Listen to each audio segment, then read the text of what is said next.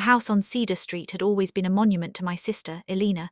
Not in any grand architectural sense, it was a modest Victorian with peeling paint and a porch that sagged like an old man's shoulders. The monument was internal, a shrine built of expectations, framed photographs, and the subtle, constant hum of parental preference. I grew up in Elena's shadow, a shadow so vast it eclipsed my own identity, leaving me a mere silhouette in the brilliant light of her existence. My name is Arthur, and for the first 25 years of my life, I was the secondary character in Elena's story. She was the sun, and we, my parents and I, were merely planets in her glorious orbit. My mother, a woman of sharp edges and sharper words, saw in Elena the reflection of all her own thwarted ambitions. My father, a quiet, defeated man who worked as an accountant for a firm that never appreciated him, saw in Elena a chance to live vicariously through a success story that wasn't his own. They poured their love, their attention, their savings, and their very souls into the project of Elena. I, on the other hand, was an afterthought. Not a hated one, mind you. I was simply there. My needs were met with a kind of distracted efficiency. My accomplishments, like winning the 8th grade spelling bee or getting a B+ in AP Calculus, were met with a perfunctory nod and a quick, "That's nice, dear," before the conversation inevitably swerved back to Elena's latest equestrian triumph or her near-perfect SAT score. My failures, however, were magnified and dissected with a weary disappointment that felt more crushing than any outright anger. I remember my 10th birthday. I had been saving my allowance for months for a new telescope. I was a quiet, introspective child, and the stars were my escape. I had mapped out constellations, learned the names of the moons of Jupiter, and dreamed of seeing the rings of Saturn with my own eyes. On the morning of my birthday, I bounded downstairs, my heart pounding with naive hope. There on the kitchen table was a box, elegantly wrapped. My mother smiled a tight, brittle smile. "Elena has a big dressage competition next month," she said. "She needs a new custom-made riding helmet. The one she has is getting a bit scuffed, so we used the money we'd set aside for your telescope to get it for her. She's going to be a star, Arthur. You understand, don't you?" I looked at the box, a small consolation gift for me, and then at my sister, who was already beaming, clutching the receipt for the $400 helmet she had just been given. I remember nodding, my throat tight. "Of course," I whispered. The box contained a book on astronomy, a beginner's guide. I already knew everything in it. Elena laughed, her voice bright and clear. "That's perfect for you, Artie, a book for your little hobby. I'm so glad you're happy." Hobby, to her my passion was a hobby. Her passion was a destiny. The pattern continued through high school. My parents co-signed a loan for a new high-end laptop for Elena when she started her college applications. She needed it, they said, for her portfolio. When I needed a new suit for my own college interviews, my mother took me to a thrift store. "You look fine," she said, brushing a piece of lint from my shoulder. "Elena needs to make a good impression. She's applying to the Ivies." I did get into a good state school, a fact that was received with a polite, "Well, that's a very practical choice." Elena, of course, got into an Ivy, Brown University. The celebration was lavish. My parents took out a second mortgage on the house to pay for her tuition, her room and board, and her living expenses. I paid my own way through state school by working 30 hours a week at a campus library and taking out student loans, a burden I was told was character building. While Elena was in Providence, building her network and her high-powered resume, I was in a cramped dorm room, majoring in something vaguely practical, computer science, just to guarantee a job. I'd call home on Sundays. My mother would always mention Elena first. "Your sister just got an internship with a senator," she'd say, her voice brimming with pride. "She's going to change the world." I'd tell her about my own life, a small coding project I was proud of, an A on a tough exam, but my words seemed to fall into a void. The conversation would inevitably return to Elena, then came the engagement. Elena met a man named Julian at a networking event in DC. He was a lobbyist for a pharmaceutical company, ambitious, rich, and from a family with a lineage as blue as their blood. My parents were ecstatic. "It's a perfect match," my mother gushed to a table full of relatives at a Christmas dinner. "Elena is going to be a senator's wife, or maybe even the senator herself someday, and Julian's family is so well connected." The wedding was a spectacle, a 3-day affair held at a vineyard in Napa Valley. My parents sold their classic car, my father's one indulgence, to help pay for it. They spent months planning, stressing over floral arrangements and seating charts. I was an usher, a role I performed with a practiced, silent neutrality. I was also tasked with giving a toast. I spent 3 weeks crafting a speech that was neither bitter nor resentful, but simply genuine, a tribute to my sister's drive and ambition. When I delivered it, I saw my mother's eyes glisten with tears that were, I knew, for Elena. My father clapped me on the back, a rare moment of physical connection. "Good man, Arthur," he said. "You're a good brother." Deep down, I knew I was just a good soldier, a supporting actor. The true climax of their sacrifice, however, came a few years later. Elena and Julian had moved to a swanky apartment in Manhattan. Julian's lobbying career was thriving, and Elena had parlayed her connections into a high-profile role as a political consultant. They were living the dream. My parents, on the other hand, were struggling. The second mortgage on the house had become a crushing weight. My father's health was declining. The long hours and years of quiet stress had manifested as a heart condition. My mother, a retired schoolteacher, was living on a meager pension. They were on the verge of losing the house on Cedar Street. The house that, despite its suffocating memories, was still the anchor of their existence. I was working as a senior software engineer for a successful startup in Austin, Texas. I was debt-free, having finally paid off my student loans with a combination of frugal living and a good signing bonus. I wasn't wealthy, not in the way Elena was, but I was stable. I had money saved for a down payment on my own place. One evening, my mother called me. Her voice was thinner than usual, stripped of its usual sharpness. "Arthur," she began, "I don't know who else to call." She explained the situation. They had exhausted all their options. The bank was threatening foreclosure. "We just need a loan," she said. "A short-term bridge loan until we can figure something out. We just need $50,000. We can't lose the house, Arthur. It's all we have." I sat in stunned silence. 50,000, I said. It was almost all of my savings. My dream, the down payment on a house in a nice neighborhood, suddenly seemed very far away, but it was my parents. Despite everything, I loved them. They were flawed, they were unfair, but they were my parents. And the idea of them being homeless, of losing the house where I had grown up, was unthinkable. "Okay," I said, taking a deep breath. "I can help, I'll wire the money, but Mom, we have to agree on a repayment plan. I'll need to know when you can start paying it back." Mother's relief was palpable. "Oh, thank you, Arthur, thank you. I knew we could count on you. We'll figure something out, I promise." A few weeks later, I was in a video call with my mother. I had just sent the money. The house was safe. I felt a swell of something like pride. For the first time, I was the hero of the story. "Mom," I said, "I was thinking about the repayment, maybe $100 a month starting next month." My mother's face flickered. "Oh, Arthur, about that. We've had a change of plans. Elena heard about our situation and she's been so worried, she called us. She and Julian are going to help." I was confused. "What do you mean? I just sent you the money." "I know," she said, her voice soothing. "That was so wonderful of you. But we're going to use your money to pay off the high-interest credit cards we had to use for the wedding. And Elena and Julian are going to pay the bank directly for the rest of the mortgage. They're going to buy the house from us and we'll just pay them a very low, friendly rent. It's so much better this way, Arthur. It's a real family solution." A real family solution. The words hit me like a physical blow. It wasn't a family solution. It was a family erasure. I had just given them everything I had, and in one fell swoop they had taken that sacrifice and repurposed it as a gift for Elena. They had made my generosity the foundation of her grand gesture. They had not just taken my money, they had taken my agency, my role as the rescuer, and handed it over to the favorite child. "But Mom," I said, my voice barely a whisper. "That was my money. I had plans for that money. That was for my future." "Oh, don't be dramatic, Arthur," my mother said, her old sharpness returning. "You're a smart boy. You can save it again. Elena and Julian are doing so much for us.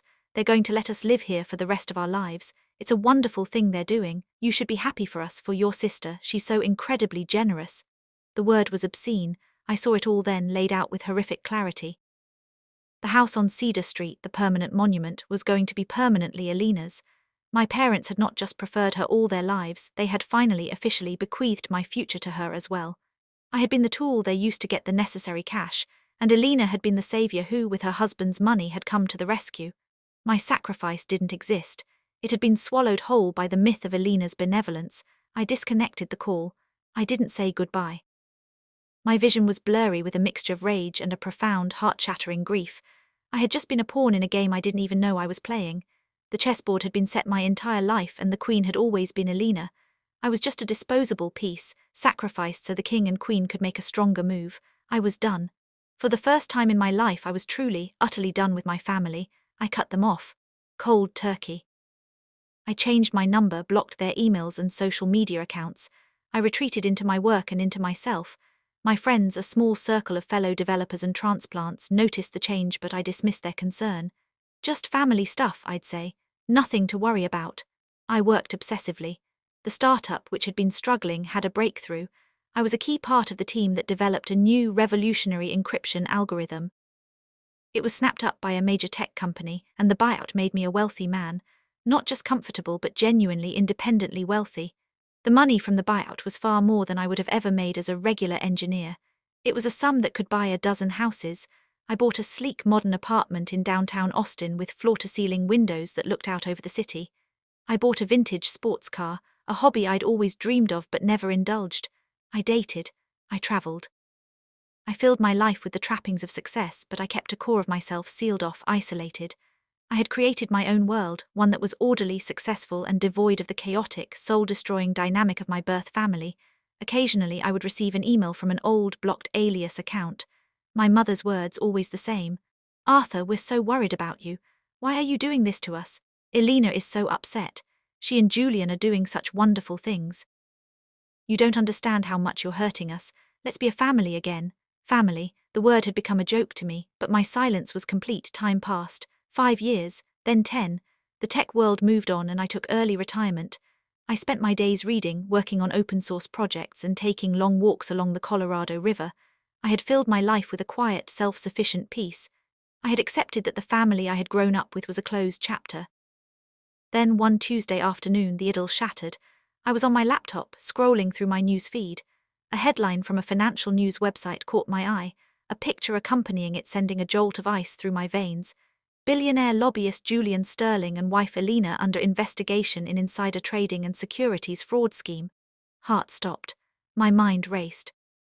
The smug, handsome face of Julian Sterling smiled out from the article, flanked by a picture of Elena, still beautiful and poised. I clicked on the link, my fingers trembling. The story was a sprawling exposé.